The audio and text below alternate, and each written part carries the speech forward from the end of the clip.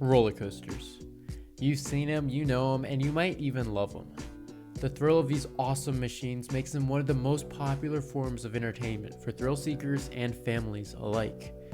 These attractions are a huge staple of the amusement industry, and they will be for many more years to come. But why? Why do we as humans enjoy strapping into a giant metal creation, traveling through giant drops and inversions, and many other thrilling elements?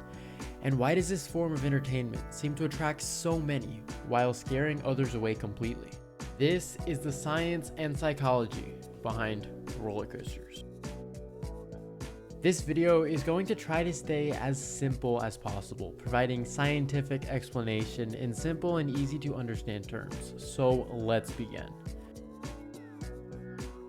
On paper, the concept of a roller coaster doesn't seem that fun at all. Being completely locked into place while going through extreme heights, countless fast movements, and going upside down sounds more like torture than a thing you would do for fun. This is where the key part of what makes roller coasters enjoyable comes in. This is known as the thrill. Roller coasters are obviously thrilling, but have you ever stopped to think about what actually makes them this way? Obviously, you would never jump off of a 200-foot building, but riding a 200-foot coaster can simulate the same adrenaline and cortisol that you would get from actually doing something dangerous. This creates sort of a natural high that often results in a boost of energy. But why do we feel comfortable riding a 200-foot coaster and not jumping off of a 200-foot building? This is something called a benign masochism. In simple terms, a benign masochism is doing something that looks extremely dangerous, but in reality it is very safe. Hence, roller coasters. Now, that is possibly the most simple definition that I can give about benign masochisms.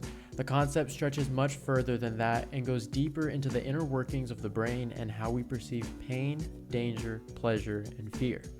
The concept itself is very interesting, and I encourage all of you to look further into the topic. Riding a roller coaster is actually one of the safest things that you can do. The odds of dying on a roller coaster range anywhere from 1 in 200 million to 1 in 750 million. Since most humans subconsciously perceive no imminent real threat when they ride a coaster, they feel relatively safe while riding the attraction. Before doing anything, our brain is subconsciously thinking, is this dangerous? Is this a threat? Will this harm me? And when it comes to coasters, the answer is no. We subconsciously realize that a park would not be operating an attraction if it was actively dangerous or could harm you. Now, you still may be under the impression that a roller coaster is in fact dangerous. However, we perceive the level of danger differently between different scenarios. For example, we all realize that riding a giant roller coaster is much safer than being bit by a venomous snake. Though adrenaline is being released in both scenarios, how it's being used differs between real danger and a benign masochism.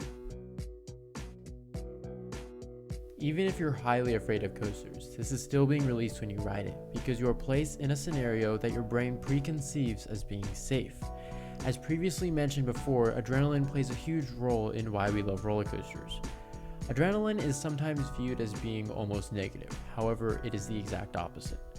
Malcolm Burt, a researcher at the Queensland University of Technology, says coasters and other thrill rides are one way of maintaining a hands-on form of release, an adrenaline rush without being in any danger. Basically, many scientists and psychologists believe that society as a whole doesn't offer many opportunities to naturally provoke adrenaline, so roller coasters are a simple way to activate adrenaline without being in any real danger.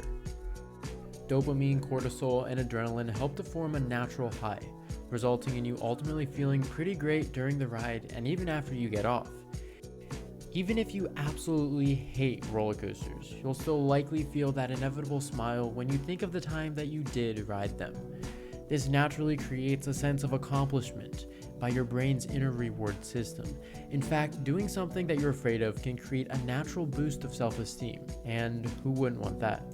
In fact, doing things that scare you are generally considered a very good thing, as long as they are done in a safe environment. When you're accidentally falling off of a 200-foot building, your body is focused on survival, and hence the inevitable stressful feeling.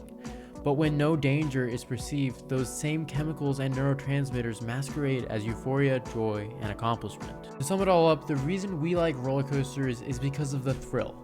The act of doing a seemingly dangerous task without any involved dangers, such as skydiving, bungee jumping, and other thrill-seeking activities. The natural high you get from traveling at high speeds and going upside down is almost universal. However, it is manifested in different ways for different people.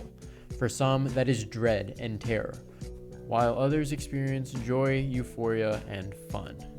Now, those people who really like roller coasters are sometimes called roller coaster enthusiasts. A roller coaster enthusiast is someone who not only loves coasters, but pretty much obsesses over them. And this channel is for them. For those people who want to know every little detail about upcoming projects, rumors, and more. So if you're a roller coaster enthusiast or know someone who is, send them to this channel because I'm sure that they will absolutely love it.